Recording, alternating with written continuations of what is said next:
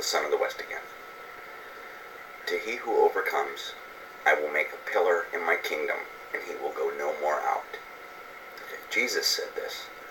It's a very curious saying. Jesus, genius, no doubt. Okay, he was definitely a genius, of which could only come from one who truly understood what must be overcome.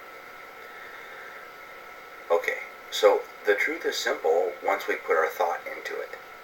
I think, therefore I am. That saying has a lot of meaning when you really think about it. Once you apply it to yourself, you'll see the meaning in that statement, and it's powerful. So, what was Jesus talking about really with this saying? Since he taught in parables designed to guide the seeker to truth. He didn't just give them truth. He guided them to it. He understood that you couldn't just give them the answer. They had to come to the answer, because it's the answer that we're looking for. And to give them the answer takes away their life purpose. So you got to guide them to the answer. You can't just give it to them. That's why it was their faith that healed them. It was their faith that saved them. So, he didn't just walk up and touch them and say, you're saved. He never went beyond doubt to help them. They still had to overcome their own doubt. To he who overcomes their doubt, I will make a pillar. So, let's see deeply. The worldly Jesus was a product of what he saw as he entered the world and grew up amongst God's lost children as a human. He had been sent to find out why the world was not producing children, and if possible, solve the problem. If unsolvable, pull the plug. So when he realized the problem was that the Pharisee and the Sadducee were teaching incorrectly, the Pharisee and the Sadducee are the bad guys in the Bible, were teaching incorrectly to purposefully to build worldly comforts, wealth, luxury, power, and had thereby trapped God's children in confusion and misdirection. He had set out to overcome the problem by teaching the truth and the way and sharing the light of knowledge. But he found that most people unknowingly choose to remain trapped and not really thinking, instead of getting up and doing something real with their life, which is the sin known as sloth. He still had hope for us, though. This is why he begged for our forgiveness as they nailed him to the cross. He knew that we could overcome if we would only try. But most of us don't try. This is because of what we are taught as we integrate into society. Grow up. Specifically, if we grow up in a religious family. This leads us to understanding one of the layers of the meaning of this saying. So, in conclusion, as simply as I can describe it to you, what must be overcome is simply selfishness. Although overcoming it does not seem simple until once you've done it. And just like you don't realize how small the world is until you've found your way out of it. And then you'll realize how tiny it was. And then, anyway, so, and once you've found truth, you'll find that describing the truth that you found to those who are unable to understand is an even more difficult task. Yet that's just what Jesus' teachings were designed to do, bring us to understanding. Also understand that in the world we are taught that we are physical, the body. But in truth we realize that we are not the body, but rather the consciousness within it. Experiencing the world, physical life and death, is part of it, through the body. Learning through the choices that we make in the world and from experiencing the outcome of those choices. Learning about ourselves and basically how to be. And learning why we should be that way. God doesn't want you to be eternally unhappy. He wants you to find happiness. Find out where happiness really comes from, which is love. Happiness doesn't come from something you can buy or hold in your hand. Happiness comes from love. And he wants you to be eternally in love. Because when you're internally happy that way, you don't need anything. It's great.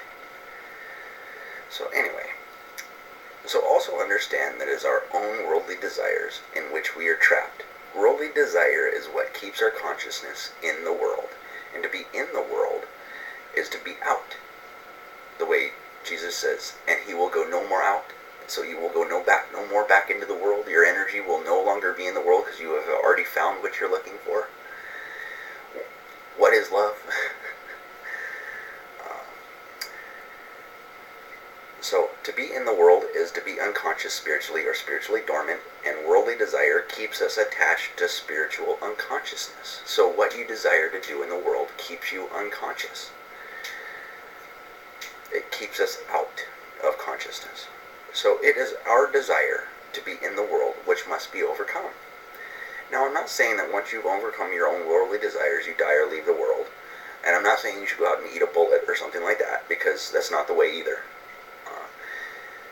Now, I'm just saying that surrendering your life spiritually frees you up to do something for others for a change. Which the process reveals to you that you really haven't done anything for anyone else yet, because you haven't known what you needed to do. It shows us the unresolved aspect of our consciousness, the part of us that we have yet to experience, the best part. The part of each and every one of us that is a child of God, the aspect of selfishness and unconditional love. The world as humans understand it is an illusion. It is an aspect of your higher self, your seed of consciousness, which is impure because of the taint of matter, and physical life is itself an illusion created by that selfishness. We are not physical beings, we are spiritual beings, simply unconscious. Because we're in the physical world and we're taught from the very beginning of our time in this world that we're physical, we begin to think that. But we are not that. We are spiritual. So, then one who overcomes the impurity in their soul, which is selfishness, and in doing so, leaves the world, lets go of the body, lets go of unconsciousness, awakens in heaven, regains consciousness, is resurrected back into the kingdom. Think, if you wake somebody up from unconsciousness, is that not resurrecting them? Hello, it makes sense if you think about it. Okay. And once you understand why you are unconscious, you won't fall back out of consciousness, because you'll know why. You don't want that. And you'll be at peace in that knowledge. Once you're truly out, you won't want to go back. It has always been your choice to be there, simply because you didn't know how to make a better choice. And it's always been your choice to be in the physical world, whether you could see it or not. And once you realize you can simply make a better choice, why would you not? It's time for you to be who you truly are, instead of the body or who the human society told you that you are. Overcome their mind-controlled deception and wake up. God created entheogens, specifically psilocybin, as a way to ensure the path and the keys to truth would always exist within the world as a regenerating resource. The flesh of the gods, teonanactal. At the Last Supper, Jesus said, "Eat this is my flesh." These are not coincidences. These are similarities that guide us to truth. Okay? He didn't give us the truth. He showed us how to find it for ourselves. Okay? It's up to you to find the truth for yourself. You can't expect someone else to give you the truth. I've given all I can to you. Okay? I can't give it to you, though. I can't give it to you in a way that would help you have it within yourself and have you understand it completely. So, I'm giving you my path that I have traveled to come to it. But I cannot take you. It's your own free will. So,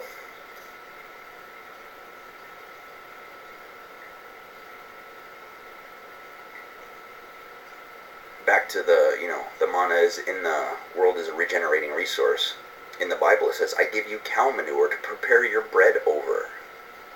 Manna was called the bread of life, being psilocybe mushrooms that spring up from cow patties in the morning dew in temperate climate, which is pasture land, which is the wilderness. When you look up wilderness in the ancient text, it was where animals graze. The manna did not cease to exist after Moses died. Knowledge of its true identity did. The heavenly manna still exists and is now cultivatable or findable, but nobody can do it for you. Each soul must walk their own path. Your world is your own to overcome. Ergo the challenge and the reward, if you would but just try. If the world seems all screwed up, understand that it is that way, because you've been selfish with your time in the world, and you simply really haven't done anything to make it better. The only cure to overcoming the world is love, more so the unconditional love of God, which is not selfish. It doesn't contain selfishness. God doesn't know how to be selfish. He's waiting for you to let go of your selfishness and come home. Hence the parable of the lost sheep. It is the worldly job of a child to overcome the veil of illusion which man has placed over their mind, then to help their friends. Jesus said, pull the sliver out of your own eye, pull the timber out of your own eye, and you'll see well enough to pull the sliver out of the sliver out of your friend's eye. It's all right there. It's in plain sight if you learn how to read it. But that's the thing, is the Pharisees and the Sadducees trapped us in unconsciousness and confusion, so that we wouldn't know how to read it, so that they could keep us a slave to them, and they could keep us giving us their contributions, giving them our contributions. So anyway, if the world seems all screwed up, understand that it is that way because you've been selfish with your time in the world and haven't really done anything to make it better. The only cure to overcome the world is love, more so the unconditional love of God, which is not selfish at all. It is the worldly job of a child to overcome the veil of illusion which man has placed over their minds, and then to help their friends, to cure the sick among them, as Jesus would say. So if one were to find the perfect tool for the job, designed by God, specifically for this task, and yet the society of man, which seeks to keep us under control and keep us making them money, said, no, you can't have that, and we don't want you to grow that. And you came to the understanding that the reasoning was because they don't want you to wake up all their slaves, they don't want you to cause their slaves to go free. Would you have enough strength to go against the system and put yourself at risk of prosecution for others? Would you have the strength to drop what you're doing in the world and start doing what you feel God wants you to do? Jesus did just that, and he invites you to do the same. Socrates did that. Plato did that. Moses did that. All kinds of great people have done just that. That's what makes us great. Hello, I'm trying to give you advice, but this is all I can do for you. You can follow me if you want. I know the way. But you gotta walk. I can't drag you. It's gotta be your choice. So, good luck to you guys. I hope you found this informative. Watch my other videos. Check out my books. Most of them are available free on lulu.com. Look up Meditation, the Mystic Path, and the Keys of Knowledge by Sean Williams. Look up Jesus and the Magic Mushroom. Look up Mystic Caterpillar. Look up Finally the Truth Comes Out.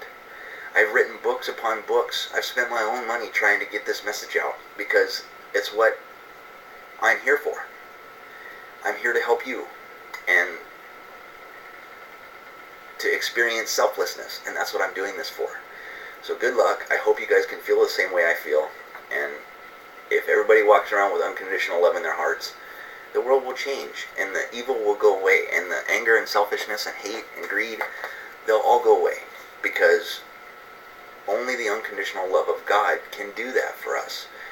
And that's why we need to overcome the programming of man and see what's truly been all around us our entire lives, and we haven't seen it because we haven't been taught how to see it. I care for you guys. I hope that you can can understand this and overcome your own darkness inside, and we'll all get into the light and laugh about the ignorance of the world together, and it'll be great. But I can't make you. I leave this up to you. It's your path. Walk it if you choose to. If not, don't say I didn't try. Okay? Love you, bye.